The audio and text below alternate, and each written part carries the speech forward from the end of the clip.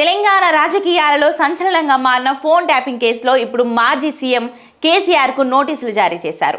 ఇప్పటికే బీఆర్ఎస్ ముఖ్య నేతలను సిట్ విచారించింది. హరీష్ రావు, కేటీఆర్, సంతోష్ విచారణ చేసిన సిట్ ఇప్పుడు నేరుగా మాజీ ముఖ్యమంత్రి కేసీఆర్ ను విచారించేందుకు సిద్ధమవుతుంది.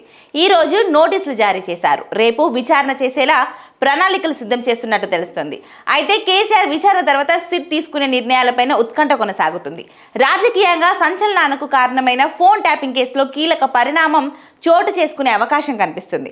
కేసీఆర్ ముఖ్యమంత్రిగా ఉన్న సమయంలో రాజకీయ ప్రముఖులు, ఇతర రంగాలకు చెందిన వారి ఫోన్లు ట్యాపింగ్ అయ్యాయనే వ్యవహారంపై సిట్ విచారణ చేస్తుంది. ఈ కేసులో ఇప్పటికే మాజీ మంత్రులు హరీష్ రావు, కేటీఆర్ ను సిట్ సుదీర్ఘంగా విచారించింది. అవసరమైతే మరోసారి విచారణకు పిలుస్తామని స్పష్టం చేసింది. అదేవిధంగా కేసీఆర్ హయాంలో కీలక బాధ్యతలు నిర్వహించిన ఐఏఎస్, ఐపీఎస్ అధికారుల నుంచి సిట్ స్టేట్మెంట్లు తీసుకుంది. వారి నుంచి సేకరించిన సమాచారం మేరకు విచారణ ముందుకు తీసుకెళ్తున్నారు. కాగా ఇప్పుడు ఈ కేసులో మాజీ సీఎం కేసీఆర్ కు నోటీసులు ఇచ్చారు.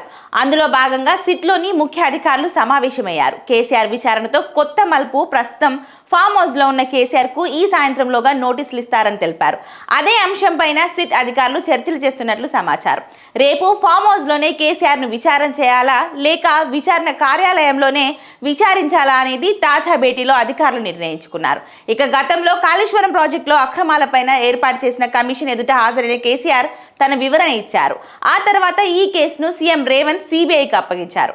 ఇక ఇప్పుడు ఫోన్ ట్యాపింగ్ కేసు విచారణ చేస్తున్న సిట్ మాజీ సీఎం కేసీఆర్ కు నోటీసులు ఇవ్వడంతో తదుపరి కార్యాచరణ పైన ఉత్కంఠ నెలకొంది.